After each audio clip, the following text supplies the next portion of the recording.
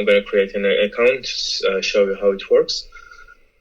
And potentially, I will tell you how to kind of use the platform, what kind of bugs you will kind of experience. And yeah, if you have questions, let's ask and just go through it in a bit more detail. So just to let you know, guys, as well, I'm recording this call so that once the meeting here is done, I will post the video in the Discord channel, so you can always reflect back on it when it comes to knowing how to use a platform. Because, as mentioned, when it comes to creating your web projects, you can always fall back on that video so that you have a recap as to how to use the editor, for example.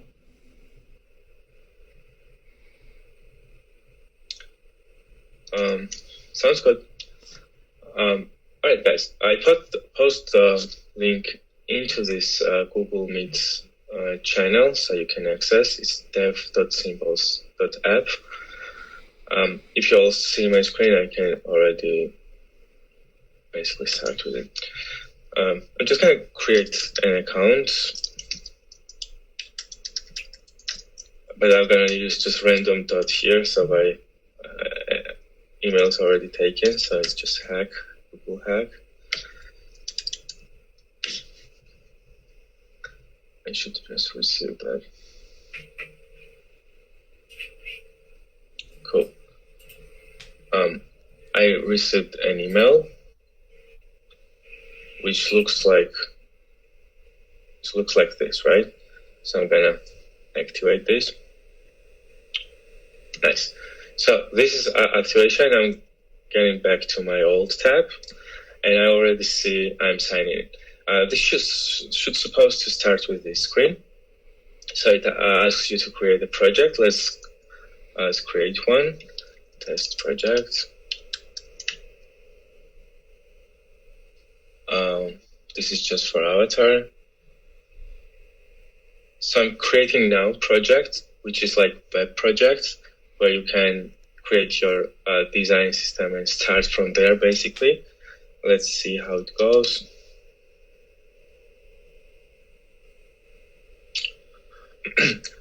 Cool. So it's created a project for me, so we can see it in my account.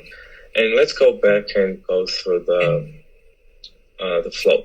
So anything that comes unnatural, please report us. Please have your voice about like anything that you think should be working this way and it does not. So it's important for us to kind of cover your intuition, and it should be like very intuitive.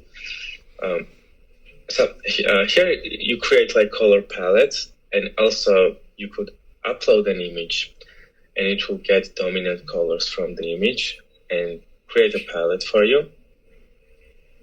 It just takes a while. I know it should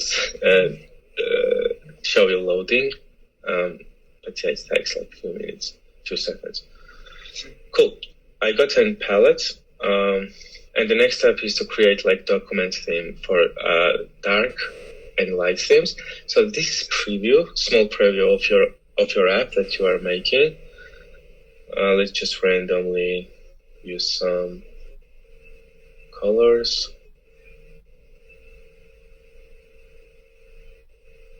Just cool. To reiterate, guys, the reason why we're going through this initial setup process is because when you're working with clients, some of them will come with their own branding requirements already.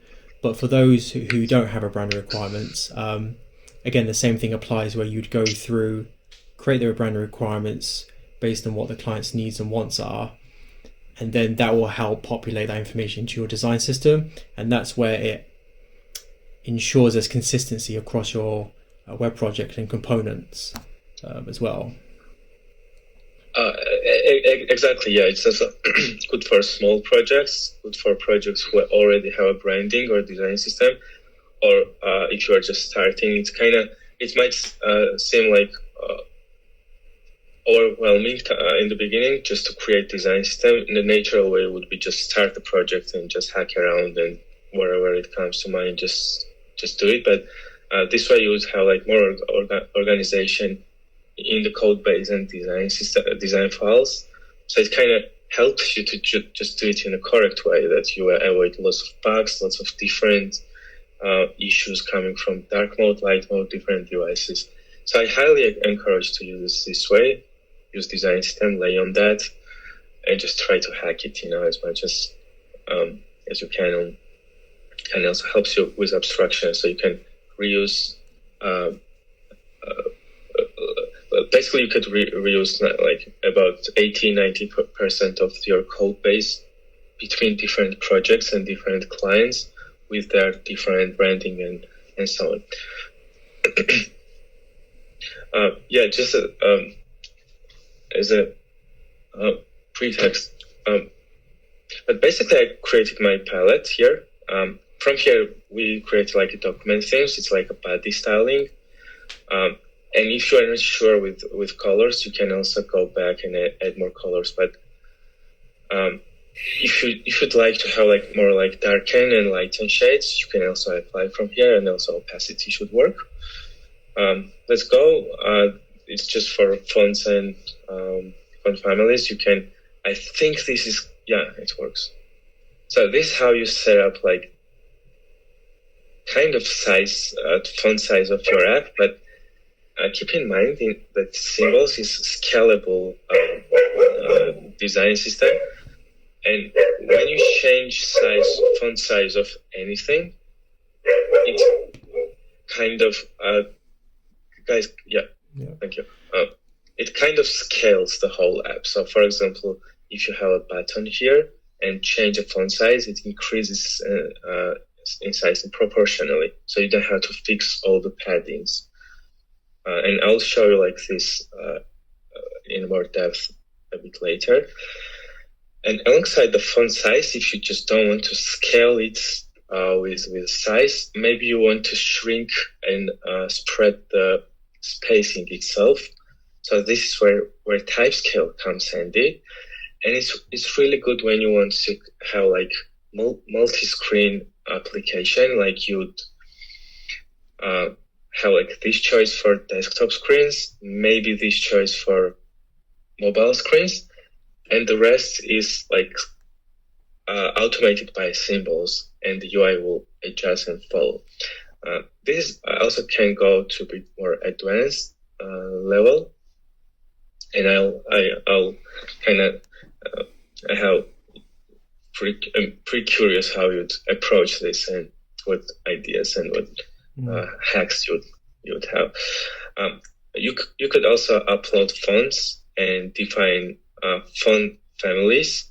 It's like also priorities, which font should load first, and you define priority, and this is fallback. So if font does not load, or there is like you have Mac font and someone accesses from Windows, it always falls back. So font still is pretty reasonable. Or it fallbacks with default fonts. For example, in Apple, we have like San Francisco font. So if nothing basically will load, at least San Francisco will load, and it will still be pretty good. On the next step, we would choose what kind of way, what channel we want to take it out, like how we export it. Could be HTML components, could be JavaScript components, TypeScript, and we also like provide SVG and PDF and Figma. But currently we are experimenting this. I'm not sure this will work in the CLI when you actually try to make it working, but please just focus on the platform to just create things, and I'll update you once we go live, like fully with technology that everything works. It's just a matter of probably days. Yeah, we are very close to release. Cool. Do you have any questions by far? Because we've just created like our first project.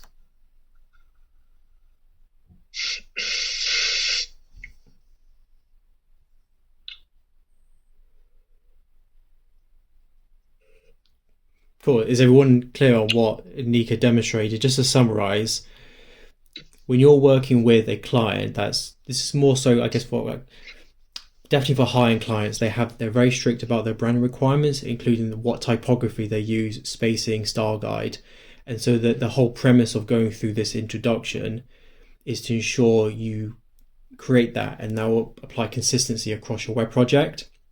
Otherwise, currently at the moment, if you're creating even your components from scratch or using a component library like Tailwind, you still have to manually go through making sure that the branding requirements are consistent across the board.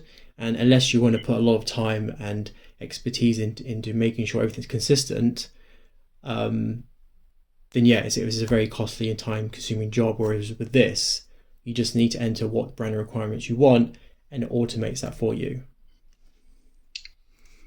Exactly. So we are trying to achieve the results as Tailwind plus Storybook would do, but we are trying to remove complexity, learning curve, and also provide tools that make it like fully no code. Currently, we're partly no code, so it's low code. But soon, probably, like it kind of leads us to go more no code and provide you more tools, guys, that you'll be able to easily change visual and functional stuff of components and screens. Mm-hmm. All right. Again, like I'll ask you one more time a bit later if you have questions. For now, I'll just continue. So we just created a project. This is supposed to be tutorials. So this is, I'm currently just creating a project. So what I can do with it. This is design system. So I can create brand book components like buttons, fields. So I can create UI kits that I could reuse in project. And I could also do like make entire pages, like main page, about page, and so on. Content like CMS as WordPress would provide. And functions is like if you have some functionality that you want to reuse across. So it's like, it's not a component, but it's just a function that you could reuse, right? For example, removing something from somewhere and you need it in different places. So multiple buttons might do that. In functions, we could do that. But since we are currently on the free plan, those are kind of fade out and I can't access it right now. We'll get there. For now, let's see how components looks like. Or let's start with design since it's first. Cool. This is my small dashboard of design system. Everything which I created is already applied here. Plus, it gives you lots of defaults and style guides. It's my dark and light theme. Typography sequence, which is auto-generated. I could also apply my change here. But also, we can do like for mobile. Let's say we would need like some different guidelines for fonts, right? So yeah, it could kind of keep this information for tablet as well. And Symbols would apply this to components. This is built-in icons. You could also upload your own icons. Okay, seems it's broken, but if you go to, so basically, this is kind of a compact dashboard, but this would be like individually for colors, typography, spacing, individually tabs basically that you could access and just see them in more details. For example, in typography, you would also have type scale, which gives you like sizing sheet. And for example, if you have like fonts, if you would like to have font size like say 25, 26 pixels, right? You'd choose from this sequence, and what is handy, for example, if you're building desktop screens, and you may need like 60 pixels, right? You would point like font size D3 in Symbol. Symbols basically works as definitely as CSS. It's just extra layer and makes more advanced, but it usually you'd expect like CSS style and CSS syntax. So we would say like font size D3, and if user access it from mobile, this D3, which is 60 pixels, and this font size might be big for screens. Symbols basically would for mobile mobile, it would basically kind of D3 is just not available anymore because like there's short gap between D2 and E, so it kind of thinks D3 is not necessary anymore, but it will still basically affect and it will still work. So for mobile, your header text will turn into this one. I'm just guiding through the platform right now, and there's also documentation which documents basically everything which I say, and I'll send you a link to that as well. This is spacing page, which is exactly the same way as typography, but instead of font size, we use this sequence for paddings, margins, gaps, and everything that's not font size. And it's scalable. For example, if we have like font size, say 16 pixel, and we apply this D padding to it, it would also same way work on responsive. So it kind of readjusts for it. I'll show them later. And if you increase font size from 16 to 20, this will also follow proportionally. So this is never basically fixed pixels. So we don't use pixels. It just helps you to think how many pixels it would be like in a sequence. So you have an idea like how many pixels is set to padding, but it's never pixels in the end. We calculate with EMs. So as you may know, like one EM is one relative to the font size. So if font size is 16 pixels, one EM would be 16 pixels. If font size is 20, one EM would be 20, and so on. And if font size is 20 pixels, 1.5 EM would be 30 pixels, and so on. So we do this scaling. It helps us to kind of make easy resize and reusability across components. This, like, I would highly encourage to just try it yourself, play around with it within platform or code. Nika, to summarize the design system and filling it out, can you show one-click rebrand on the component library? Because what we don't want to do as well, because obviously when we can go so far into it, I reckon it'd be quite confusing. But the whole premise, guys, of these design system pages is that once you've filled it out, it will populate that information to your component library, so that you can choose which of your UI components you want to use for your web projects, and that will ensure consistency across the board. So it means you won't have issues with manually having to go through your component library and making sure everything's consistent yourself. I'll try to not go too technical. Just to summarize this, guys, this design system page help you to brand your website and brand your components. Everything that you might need for color, styling, typography, animations, timing, anything basically can be managed from here.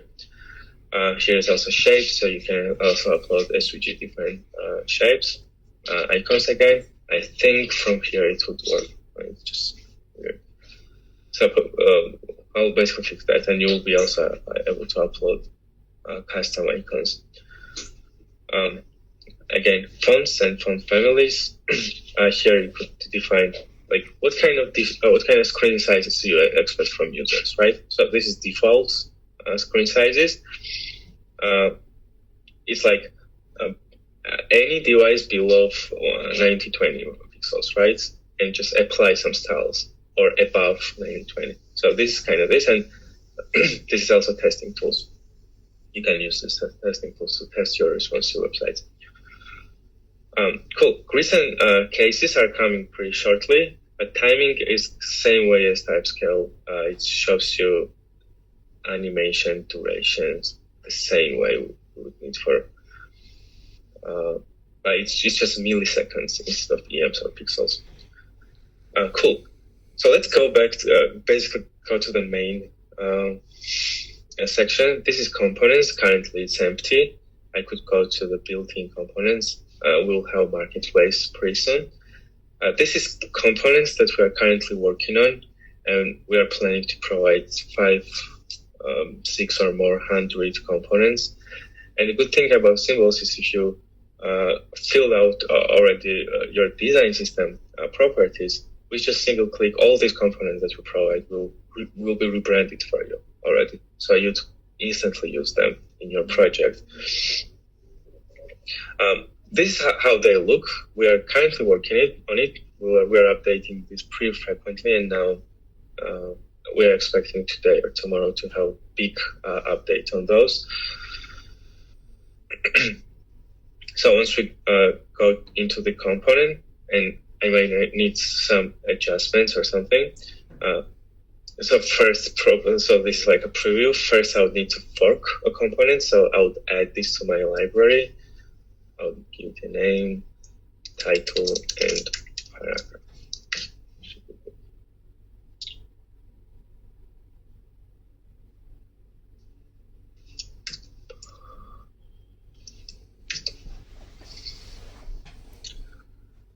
I know it's the issue. It's probably coming from. So I made something weird because I used spaces and it's not allowed. So we should have like validation for that. So naming components is not allowed to have basically white spaces, and it will be good if we have validation for that. So some stuff is messed up. We just updated this, but let's see how it looks in the code, right? So why this happened? I'm sure why this happened. I can fix that. It comes with some extra information, unnecessary information.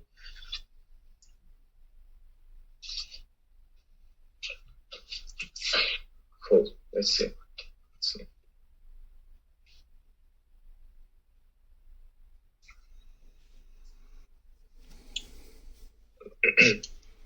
Let's just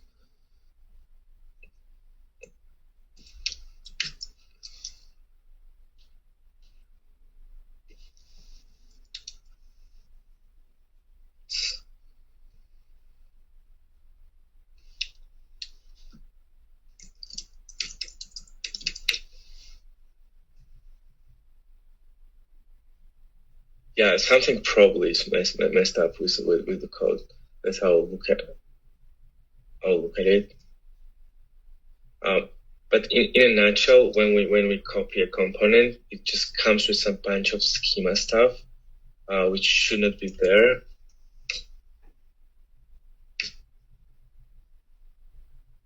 So let's just maybe keep it like that for now.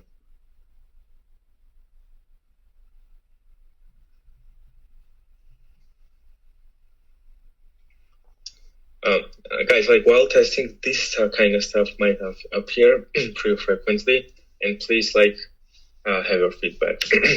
Yeah, I've got a separate channel in the Discord group, guys. It's called bug reporting. So if you come across any bugs, just post in the Discord channel, and we can fix them basically on the fly. Mm-hmm. Yeah. So this one is pretty new. I'll just dig into it. But let's just start with, so this was just to fork my already existing components, right? But let's try to, let's try to just create a component from scratch, right? Without forking it. So I can create this from this button, the plus button. I could call it let's make a header, right? I could point the Figma URL for that, so I would have split preview. This is component codes that I want to apply, and I'll dig to it a bit later. This is kind of platform settings, so how your component you would like to appear in the platform itself, and this from here you could style the frame that the component is in.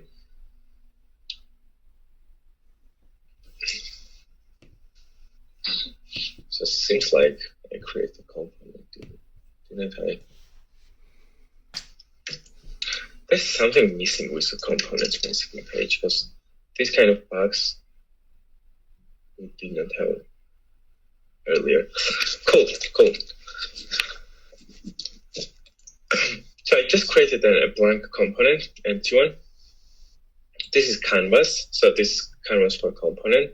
Let's just start with some bare background. So here you have like testing tools. You can zoom in, zoom out. You can have like different screen testing, and also this for right to left languages like Arabic languages that reads like right to left. So you can test that, and you can also test light mode and dark mode. Once you create a component and add it, you'd have more tools. Like you'd have like files, so it's like navigation. So from here you could navigate to the platform. And once you add more and more information, it will be more fulfilled. You have layers. Currently it's empty, but let's try to add something here. So this is DOM-QL. It's React-like library, but it's more simple and easy. We created DOM-QL to support this kind of reusability and everything we work with design system. And in the end, it gives you great benefits, greater benefits while building web applications, but also DOM-QL could be converted to React, Angular, and other tech stacks. It can also be integrated into Figma. So we're working on that. Currently, DOM-QL can do and handle creating basic websites. So the platform itself is created in DOM-QL. This is our library. You can also access it from the developers portal. I'll get back to this also later. So for now, let's just create button, right? Using codes, it's always basically if something is not working or something is breaking on the platform, you can always write code that's working or workaround. So you could always achieve wherever if you go with the coding. Extend is like what kind of component I want to extend from the existing library. Every component comes with a name and key. So I'll use the keys for that. So I extend it with button. Now I have properties. And in properties, you'd just write any CSS, HTML, and component-specific properties that comes to mind. For example, padding, right? As normally we would do in CSS, like 32 pixels, right? We could have like text. We could have HTML attributes as well, say like ID. And we see that it has ID, that's HTML attribute, so you can unify. So this makes it even more easy. So we unify CSS, HTML, everything, every attribute to single object. From here you can manage that. You could also add type, like submit and so on. It works here. But instead of basically writing 32 pixels padding or, for example, background with hex color, we have design system for that. So instead of just writing a bunch of random colors and sizing and so on, we could always use this page for cheat sheet. For colors, I could basically create a theme that's like a kind of color schema for including background, color, anything color related could come here.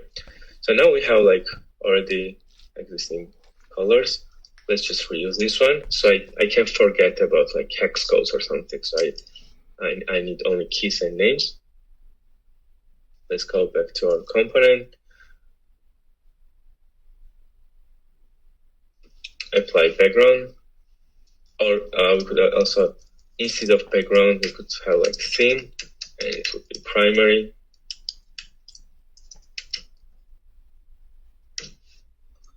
So primary theme, and I can now fix the primary theme. So anywhere I use primary theme, I know that it will be kind of same background and color pairing. So I have this kind of consistency while using themes, right?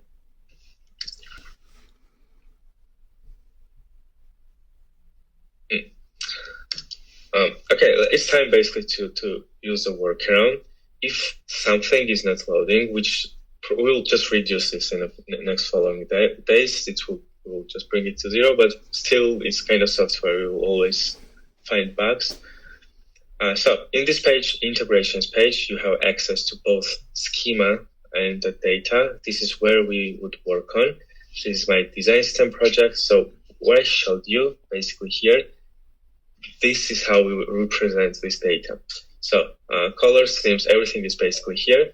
But I see this primary is empty. That's why it errors me. So just copy and paste it here. So it just for shortcut fix. And now I have this primary. I can restyle this. Cool. This is for dark. Let's make one for lights. Cool. Now I can go back to my component and see this with a primary theme. So now I can reuse this theme to different components, different status indicators, buttons, fields, whatever. And it's nice to have this kind of separated in the colors page. So you don't have hex codes and you don't have messy kind of color management in your app. Same way we would work on padding. So instead of writing 32 pixels or something, I would just also go and grab some kind of sizing from here. Let's just do B for vertical one, B2 for horizontal one. Let me go back here, say like B2.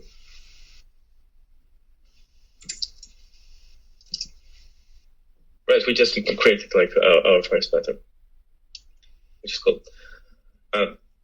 Later on, probably it will come in the near 2-3 weeks that will replace this coding stuff with no-code features. It will look something like this. So you would have more no-code controls instead of writing code.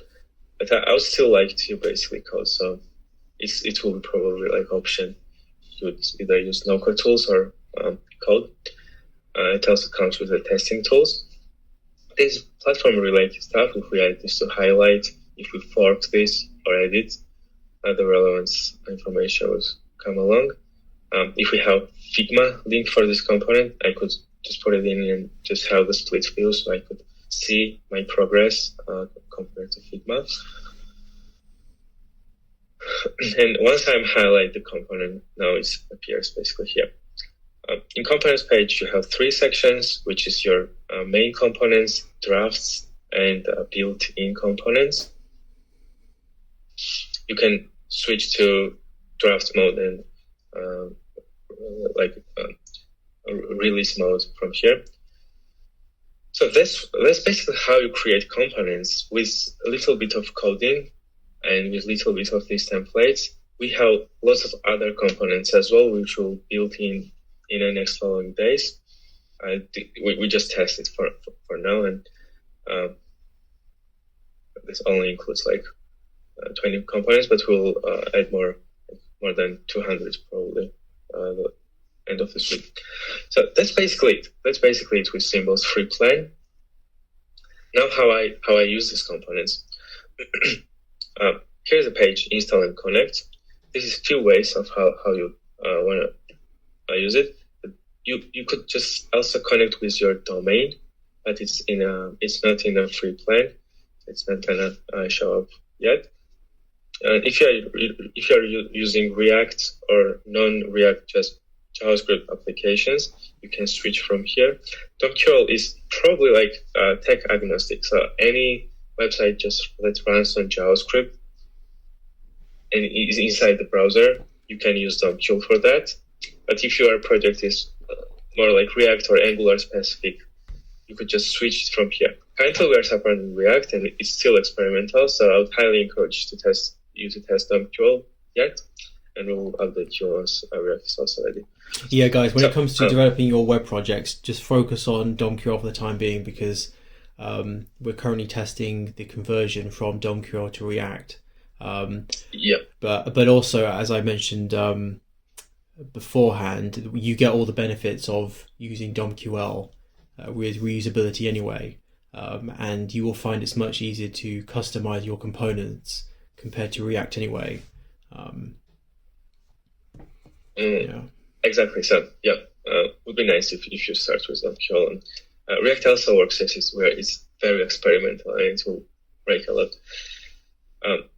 So how do I use this basically in my project, right? So you'd run npm install, you would copy the symbols.json file into your project, and that's how symbols will identify the project.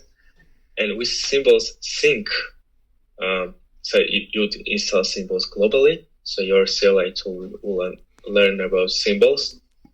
And now symbols fetches one-time fetching information. Symbols sync would synchronize your project, your local project and platform, and basically synchronize the information coming from the platform. So if anyone changes color on the platform, you'll get instantly update there.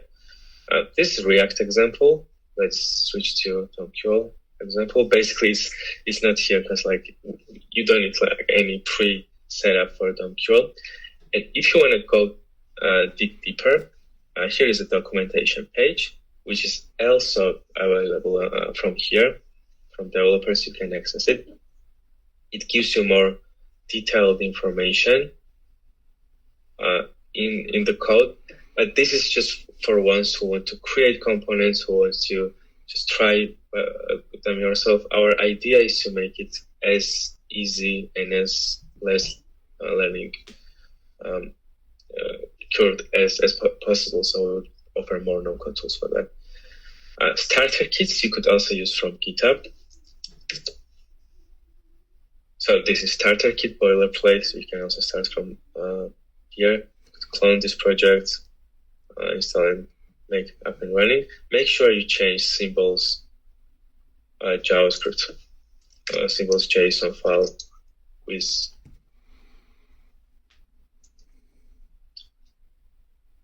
this one, which includes your project key, so it knows where to connect. Good. So let's go to documentations page. This is everything for developers. You have kind of dashboard and documentation that you can navigate from here. It documents how to create design system components, how to go more larger scale components. And basically it's pretty good to kind of run through. And in fundamentals, you would have example of creating one fully functional component, like this one. So it probably in the end gets, not sure if we have this example. Yeah. So it kind of teaches you how to create kind of fully functional component, but currently it's kind of works on React and it's also broken on React. But by reading the code, you'll kind of get the idea.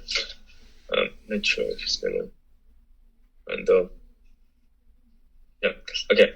We'll kind of go through the condition, so we'll make sure it works. But it gives you codes that you can also copy and paste to your local, and it will definitely work there. The problem is with the preview. So make sure just run through intro page, which is just one page, and fundamentals teach you how to use different aspects of symbols, like how to create flexbox, different layouts, responsive colors, and so on. In design system page, each thing which we had in design system is more documented for developers. So for example, if we have color, like we had before when we made it, now you can use in properties, right, by the color name. And also here it tells you that so it's basically, yeah, it tells you that you could also use color name alongside the opacity and saturation. So when you when you have background, for example, ocean blue, you could also pass opacity of this color, so it would make RGBA from this one. And the third one would be like how much would you like to darken and lighten this color, right? So maybe like you have color on the regular button, but on hover you would like to make it slightly more darker. So the third one would be like plus and minus numbers would saturate this color.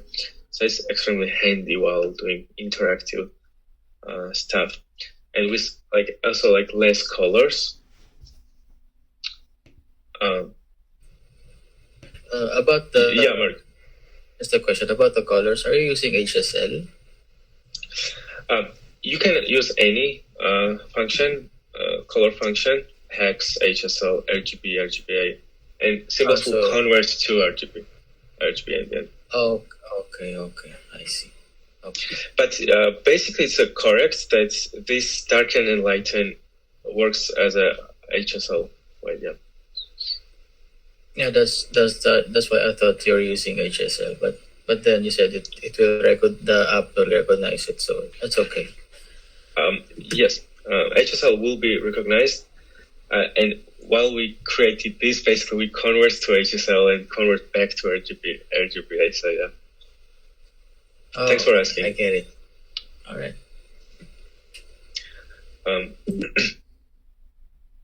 Cool. So you'll just have more examples on theming, colors, shapes, sequence, and so on. So I highly encourage just scan through, and if there is something that you would like to have in documentation, if there's something that's missing or not intuitive, please let us know and we will improve.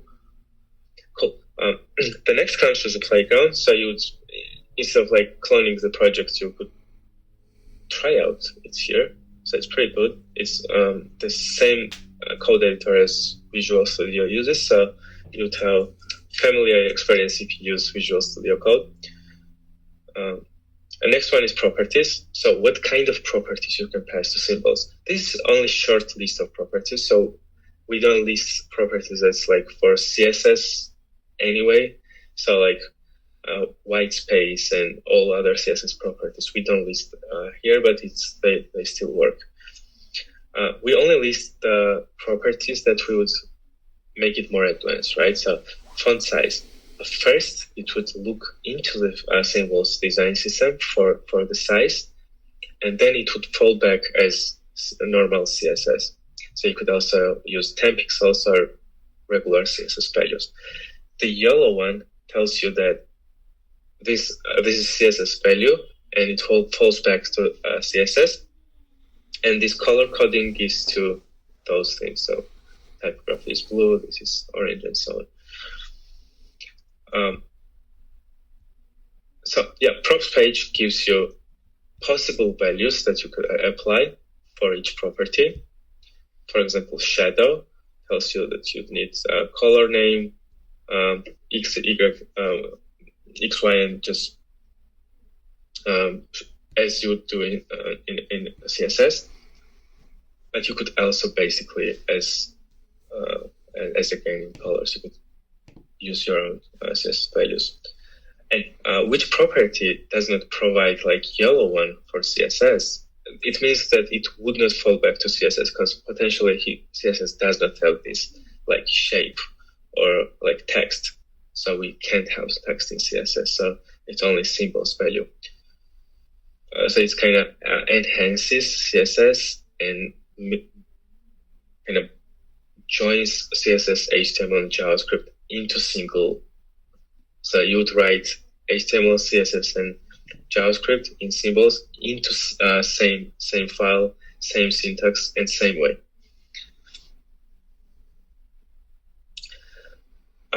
Do you have questions by far?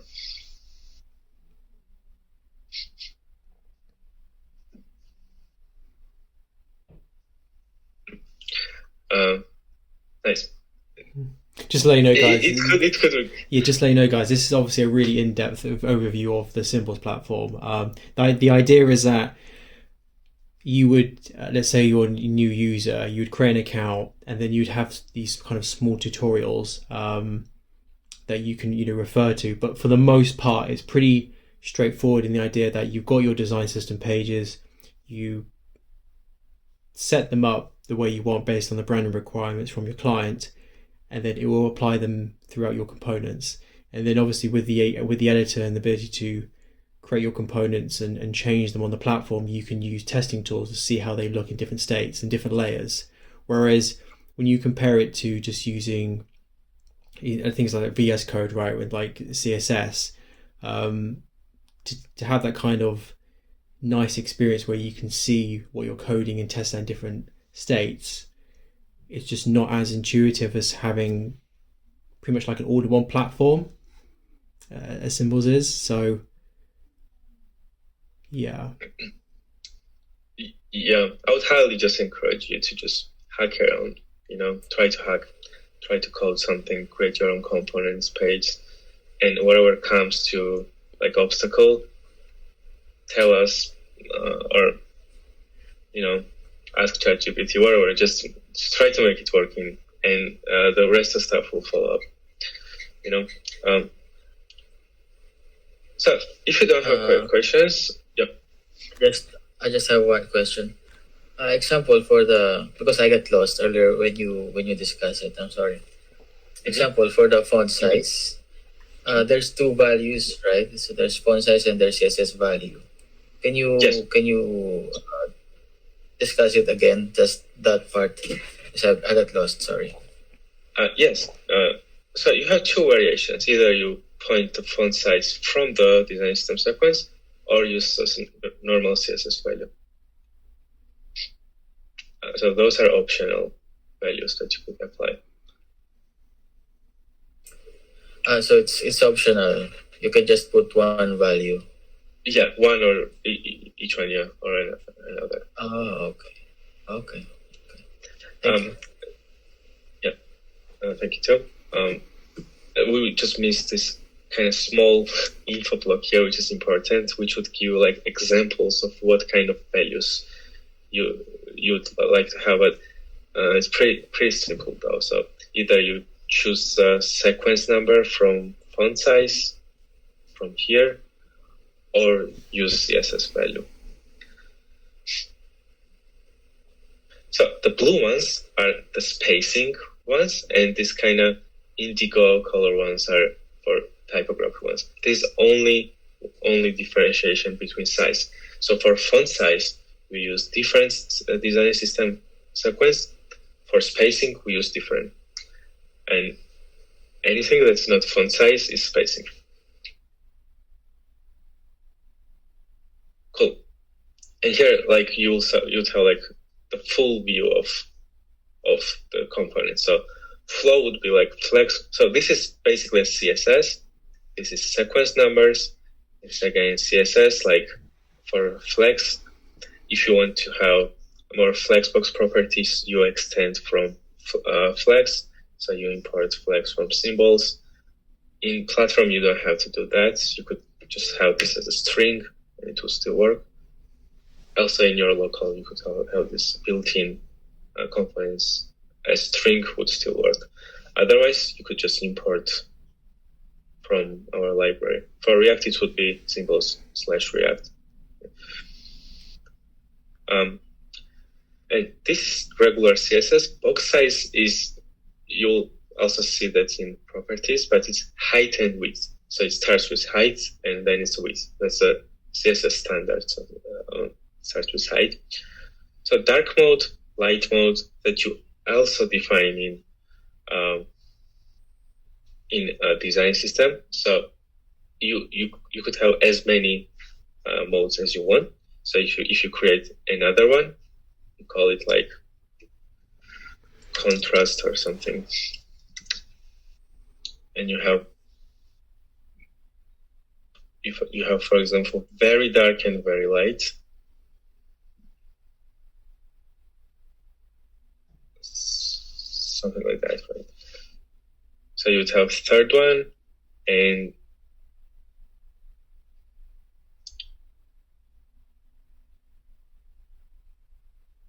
in Playground, you can basically use the third one, like contrast, but it's not gonna work here. This Playground is detached from the symbols, which I think is a great idea. Is different kind of individual scoped project here.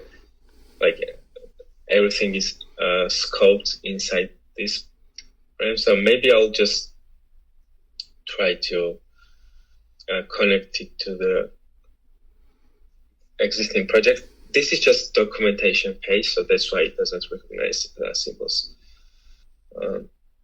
These are instant properties, but it will work like this way. So you add like a global theme, and you can install it here and just test it. So this is like small repository. So you have everything. You can also add dependencies and just try it. This is enough to just also try the test components and make your own. But it doesn't save. So make sure you don't reload the page. It's just a fiddle. It's just tests play tool. Cool. API and CLI are pages that we are currently working on, and it gives you more DOMQL API, how to use DOMQL, how to create DOMQL apps, how you create multiple page routing, connecting to the backend, integrations with third parties, whatever comes in mind. Basically, it will be documented in the DOMQL page.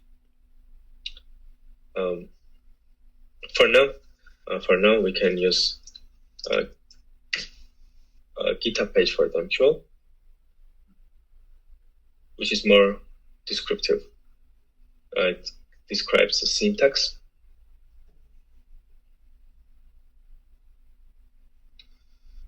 But don't use this starter thing and Playground to test it. It's only for DOMQL, while in Symbols we have lots of plugins injected into the DOMQL, and we would give more kind of advanced version while using Symbols, which is from here, from the documentation space. So it's Symbols starter kit and not DOMQL starter kit. So yeah, make sure one of our friends made a mistake, so he built an app from the DOMQL starter kit, and it's not as powerful basically. So I highly encourage to start from this one, like the starter kit. All right, guys, this is like in a nutshell. This is all about Symbols. It's a free plan, and I'm gonna now show you like what happens after we upgrade and have more functions. Just to confirm, guys, you will have the premium one, so you have access pretty much to everything to probably test out, because one of the as Nika will show you is functions. So the idea that, let's say you've got a ChatGPT API that you want to use across your different components, you can essentially store those functions, those APIs on the platform, and then choose whichever one you want to fetch across to use across your components, which is pretty cool, because compared to I guess the existing workflows is a bit more complex to do. Yeah, I agree. So I'm gonna now show you guys with all this that I showed you, maybe like before we jump to premium package, so you would have like more clear idea what we're kind of making. So I'm gonna show the projects built on Symbols, and you would have like better idea how or what you can build with it. So I'm gonna sign up with my second account.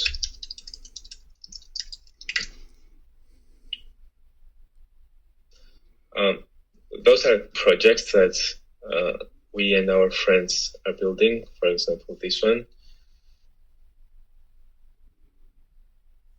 So you can build websites like this. You can try it on responsive. So you have more tools. you can create and edit content from here. So while you're creating an app and you have someone who works on content or copywriter or something, they could only work here basically and just use CMS tools and not basically dig into the code. So you create your own CMS from here.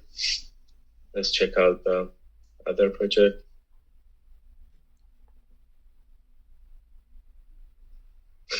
It's supposed to be different, honestly.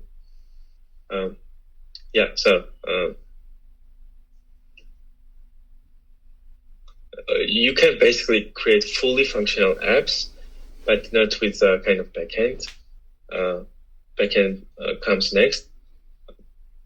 It's like it's pretty good for components, landing pages, static pages, any kind of SaaS applications, but you can't create like full flow, like user would sign up, create account. So currently you can't create symbols in Symbols, like the platform like this, but ideally you would be able to do that. So it will include like complex functionalities and custom backends and so on. It's designed like this way. We're just adding more tools.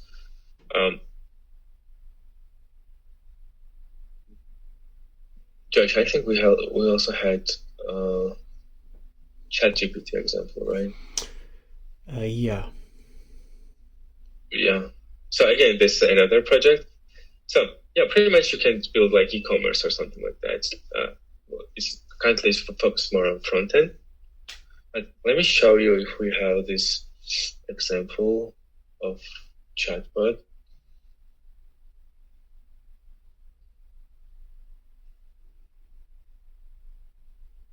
It should be this, but not sure this works because like sometimes it doesn't.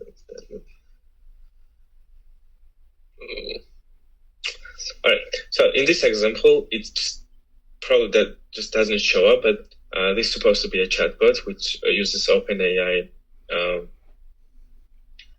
It uses OpenAI backend, and it works the same way as ChatGPT using their API. These all kind of things you need to know. This keys with capital Ks, like pinkish colors, is components. So you reuse components. So you will know this by reading documentation. This is like events, or it could be on click, on submit, on wherever. So there's probably some bug here which prevents us talking with ChatGPT. I can share some already existing templates and projects to you. If you want to have more and more examples, I'm going to share it to you. So just ask. And cool. Let's just go back to this one. Even now, you can, before we give you access to the premium package, this kind of pack, you can select the package and just click to start, and it will basically give you the package. So it's already activated. And now we have more page here, which is basically page. So you can create fully functional like a page, for example, main page.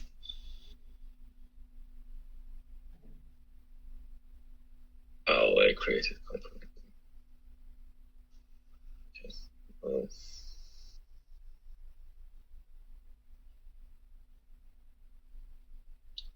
I'm going to do basically from here and correct main page, right?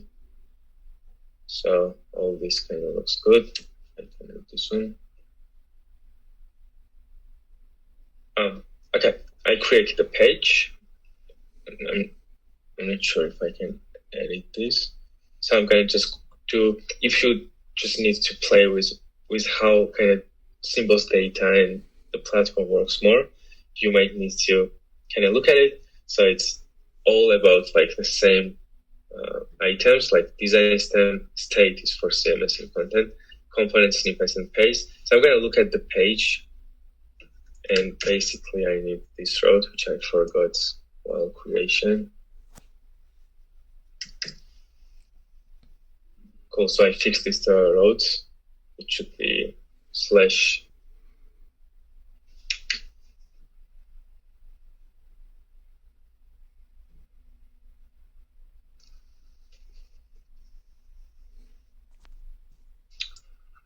once I reload, because it does not keep you subscribed as an account, it's just a temporary thing, I need to do it again. But once we grant this premium access, you will not lose it.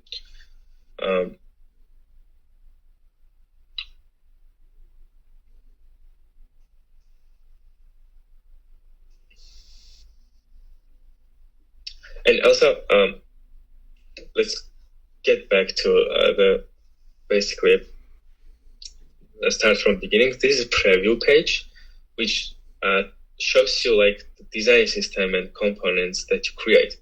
It's kind of broken for some reason. But the design system you create, it creates a brand book for you, and it will be displayed here pretty soon. And also, like when you create a kind of page, you can test it from here. So the preview page is just browsing what you have made. If you code here,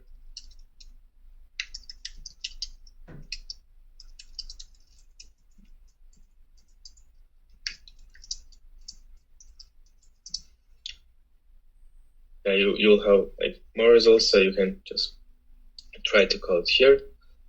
If you want to add more page, you can do from here, say like about page, key should start from slash, it's important.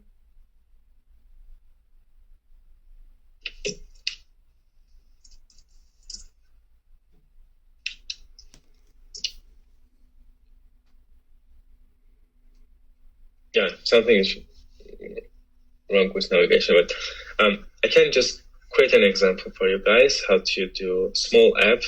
So this slash route is the main one. So I'm going to create about us page.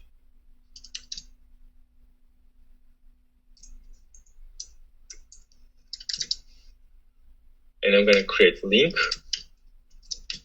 with text about and href about with slash. Cool. So I'm going to click that and it will show me about this page. So here we would need probably to go to home page.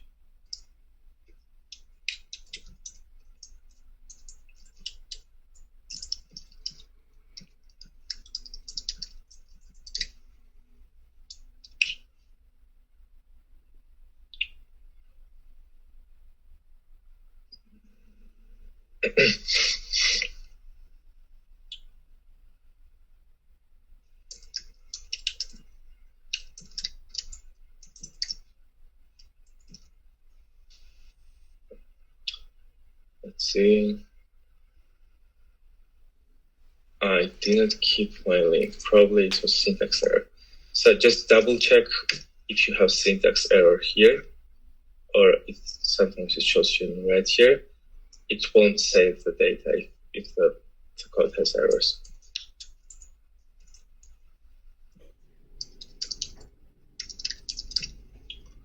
So yeah, I just created the first small app. This way you can create your own. We'll make sure that navigation works and you don't have this kind of bugs. But if you have, please just feedback. Cool. And the probably last piece for you guys is functions. So if you have different components and you want to reuse some function, Nika, for example, fetching some backend. Nika, before you go on to that, can you just show adding components to your actual web page? So they have an idea of if you fetch different components from your library you want to include in your web project. To the local one, right? Yeah, to that page you just made. If you can show. Oh, right, yeah. Yeah, because that's the whole premise of symbols.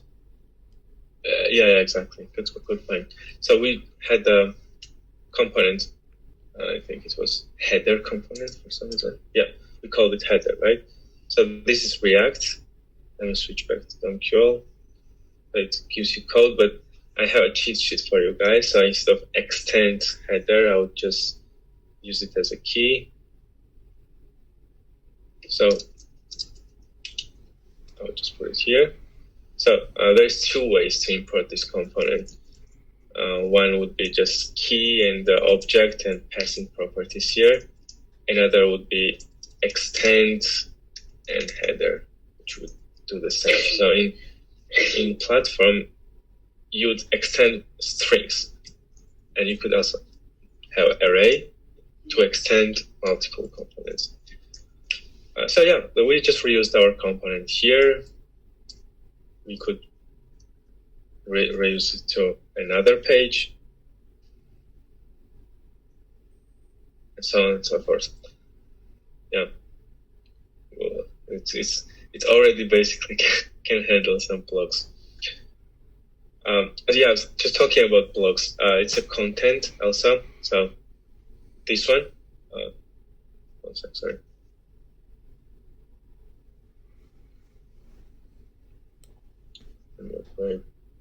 Let me just.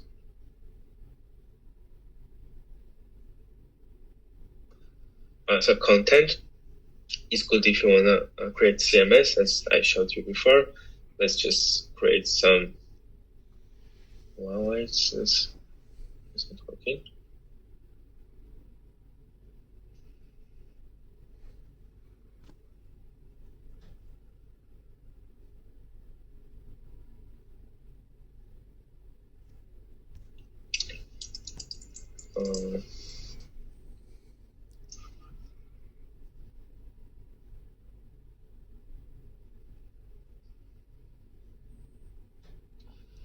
In Platform, there is kind of multiple ways of doing that. So now I kind of see that this for some reason doesn't work. So add new state doesn't work from here. But we can just create from navigation, and let's create some block section. Call it news. Add it there. Now let's go back to content. Now we have news. And here we can create blog posts. And this is a rich content blog posts. You can create fully functional blogs, including kind of charts and embeds. So like it's a bit more advanced than kind of regular posts like WordPress or something. So we could also put our own DomQL code here.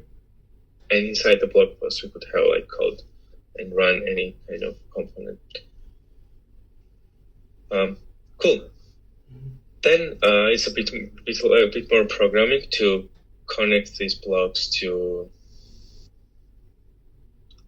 my page. Maybe like next session I can show it to you, but it's more like a deep dive. So now I'll explain like this kind of more advanced stuff on the next one. And that's basically it. So we went through those four main features. The last one is function, which is pretty simple. So you create a function, you call it like maybe fetch YouTube comments, right? So then you'd use some fetch API or something here. And now we'll kind of copy this key of the function. I'm going to add this. So I have it here. And in component, how do I reuse this function? In component, you have events, right? So you have on object, and inside you would have click, for example. First, it receives event. Second is element, DomQL element itself. Third one is state. State is content mostly. So it's content and state. We use the same terminology because it's pretty similar. And from here, if we console log element, on click, we see the information about the element itself. So on click, and console log element would return our own element we are in. So this is like how the real DOM-QL element looks like. It has nodes pointing to this one. It has properties, which I have some properties here, but I also have extend. So this button has its own properties. So everything joins up here. It's gathered here. It's kind of a nice way to test. It's a nice way to test the component if you want to. Or you can also select this from here in Chrome, and then you can access it from $ref. $ref gives you a DOM-QL element.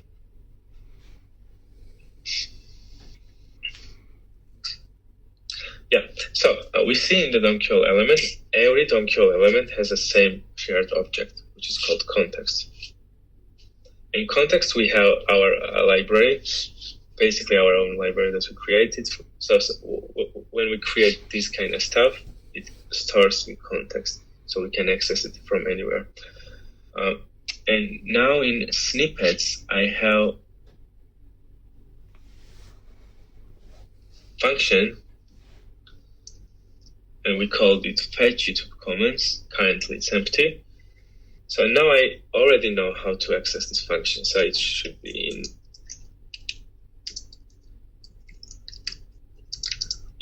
element, context, snippets. Yeah, just use this for a better navigation. Okay, so I have this function. I can use this function and pass any argument. And this is kind of a nice way to reuse functions from different places of your component and app. So we have this function which runs on click. Now nothing happens. Let me edit this. Let me say alert 1, for example. And I'll click, it works. So I can use this function everywhere.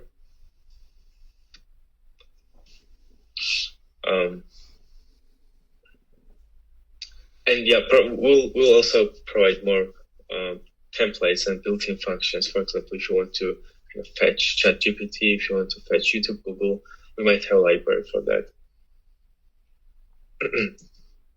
And in a nutshell, that's it. Basically,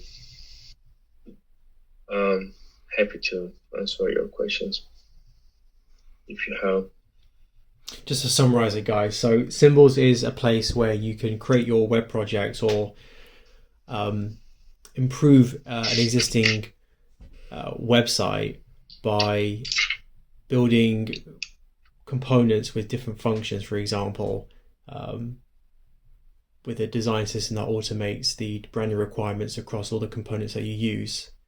And also obviously with testing features, so you can see the different states and layers of that component.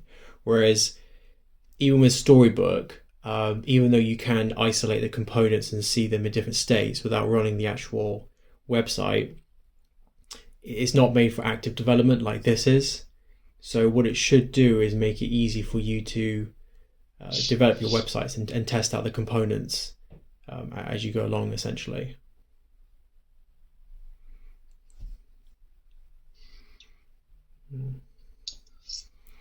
Yeah, so it's not really a play tool like Figma.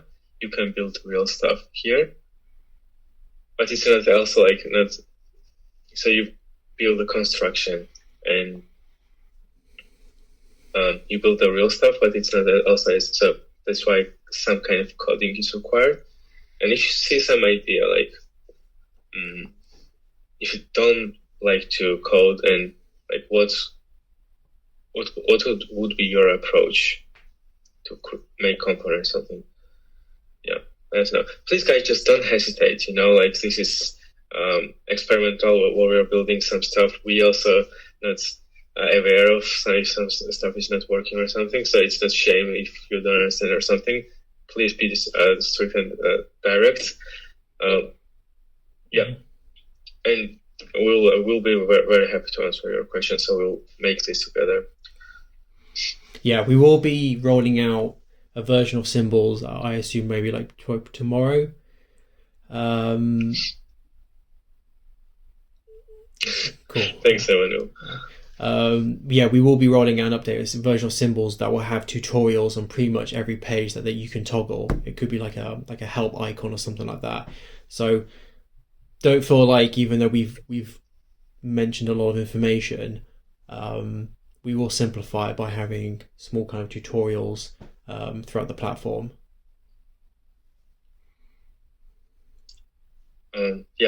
Also, we'll make tutorials based on your questions too. So we'll answer you in more like video explanatory way as much as we can. Yeah. Does anyone else have any other thoughts on how does this compare to what you're used to, so far as, junior developers creating your web projects?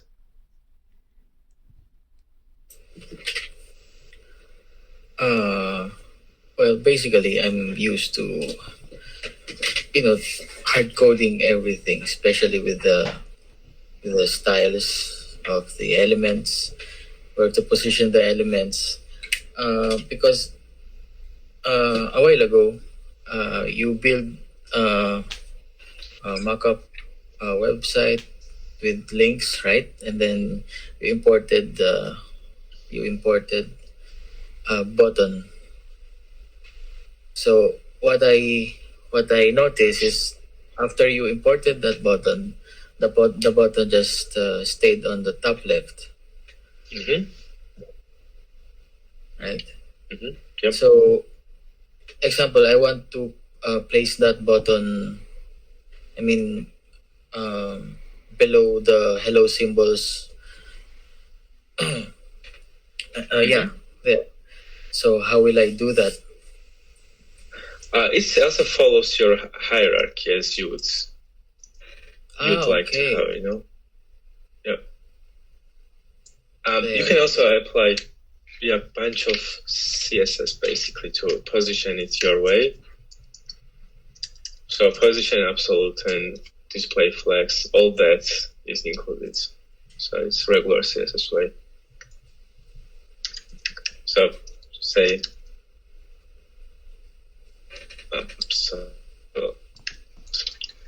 so it's kind of famous trick in CSS, like it's used to be very hard to center a component.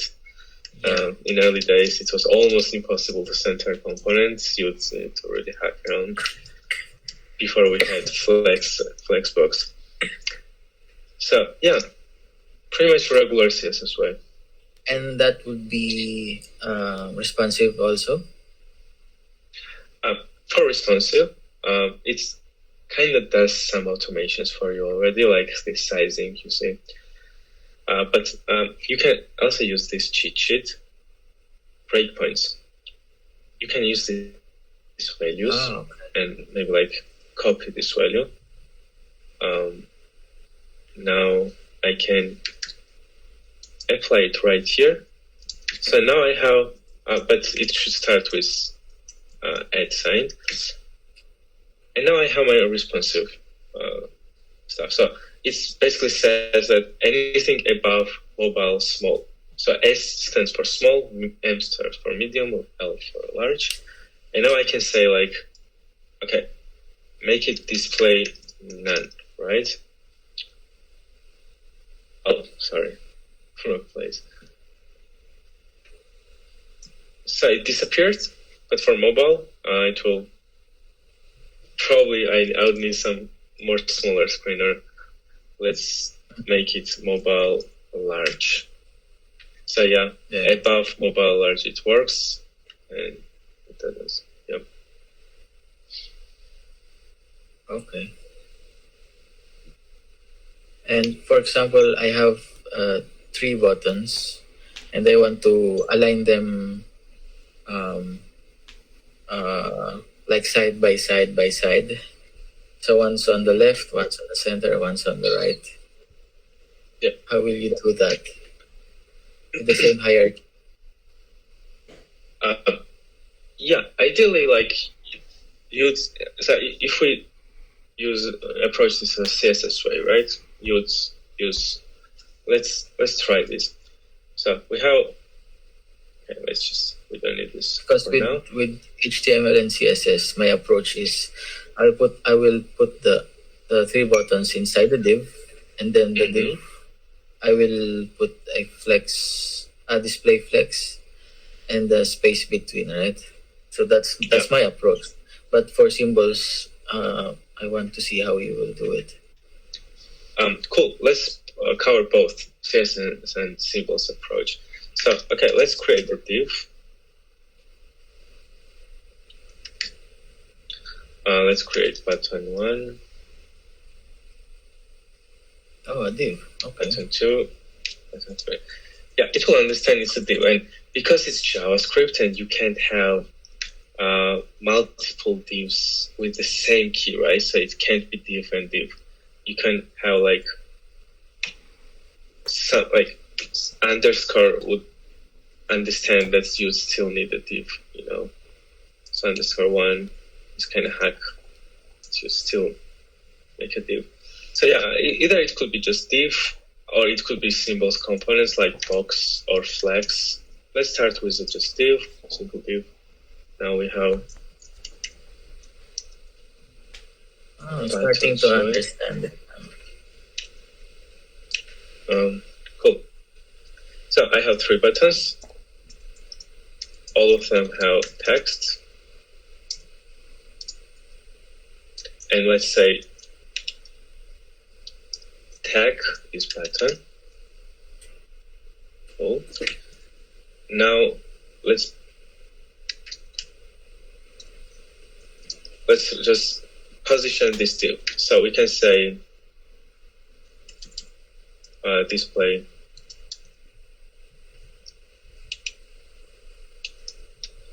flex. We may need gap 10 pixels. And let's make it position absolute as well.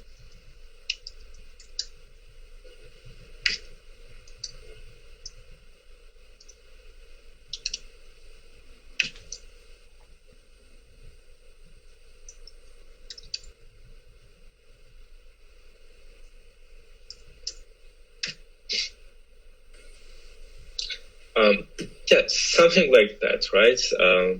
So we have all of the pattern.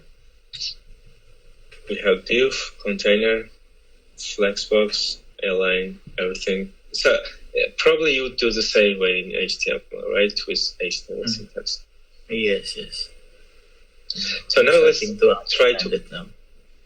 Yeah. Now let's try to cover 2 ways how we would approach these symbols. Okay, so we have some components that we know. Basically, that's also included in the built-in components, and you might kind of scan through. I will start without components now. So create basically one template for all these buttons, and I'll remove this information. And instead I would say child extend. So you remember we had extend, right? We had extend, and this is child extend, which applies to all children elements in the given container. So in child extend, I'll just use the same information. And now I see all my buttons, even though they're empty, they use child extend as a template. And now let's use more cooler way of basically doing it. So let's div 2.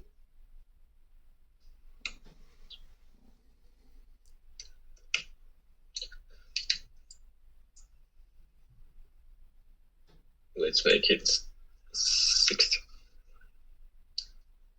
And the third way, which is my by far favorite, using components. So we have flex, grid, box, and small atoms. You can also see this in developers. So navigate to developers and atoms. And let's just use flex component for that.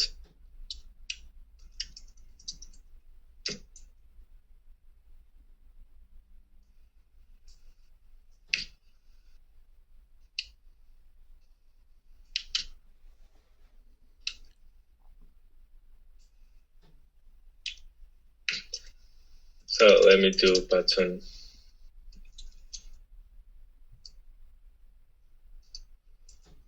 Button 1. So, I mean, there's so many different ways of doing that. But yeah, let's just try this one. So what I'm doing now is that I'm just reusing symbols components. I have button component in symbols. I have flex component with the capital case, so title case. It understands that we're talking about components. Smaller case is properties. And I can just instantly basically reuse components from also built in and from ones that you create from here. Let's try this one.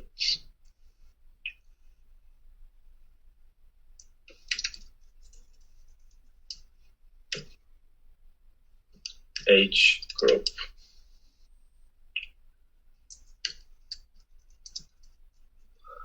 But it will not render until I point this one here. Cool. It's just a cell for now.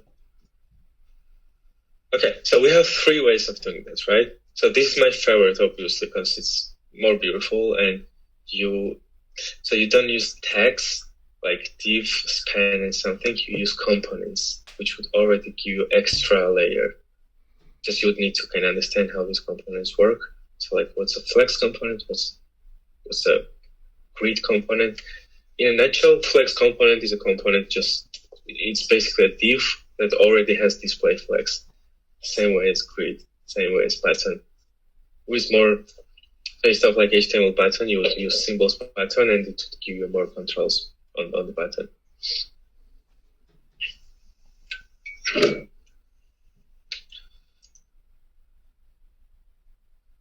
And yeah, child extents would still work here. So you see symbols buttons are already kind of styled, and they will kind of follow your guidelines. Same document. Right. I need to put this in props.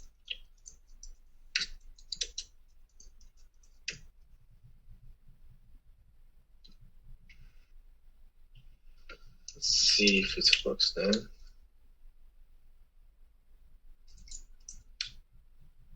Yeah, so I have document, and in document I have dark and light.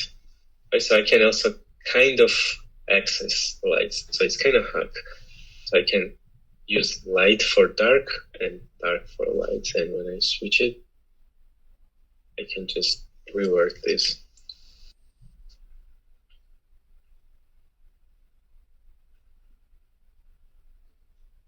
Yeah, hope this answers your question, because there is probably like 10 ways that comes to my mind how to do this in symbols. And probably you will find your way of, how you like to do it. Well, at least I already have an idea on how to, do it. Because the way you did it is actually give me an idea what flex is, like what you said. It's already a component that has these features inside it, and the buttons, and I'm expecting that input also, right? Like if you put an input there instead of a button, yes, an input component, so it will have the features expected from an input element in HTML, right? Exactly. Okay. So I think we have inputs here.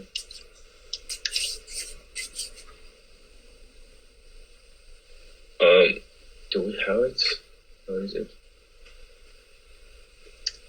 I think it's also called field. Okay. Kind of, yeah. But input, we also have input. Probably it's just doesn't have some default styles. No. It's not. Input, yeah. Okay. Let's do inputs. I'm starting to like it already. Thank you. And I hope it really kind of gives you more shortcuts, gives you more possibilities to do it in a better way, better and faster and easier way. So, yeah, we basically invest a lot into just framework itself. So we worked on framework more than we worked on the platform. So we can expect to be helpful for you guys.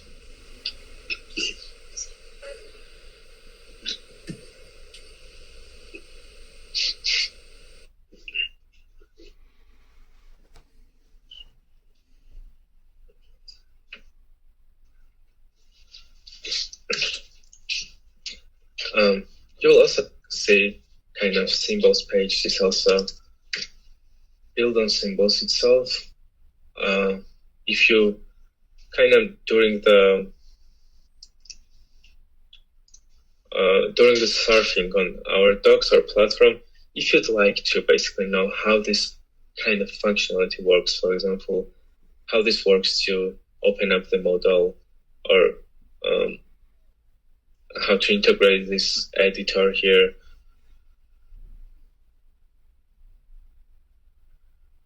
How this kind of all this basically works. I can also explain this and tell you basically the details how we built the platform itself too.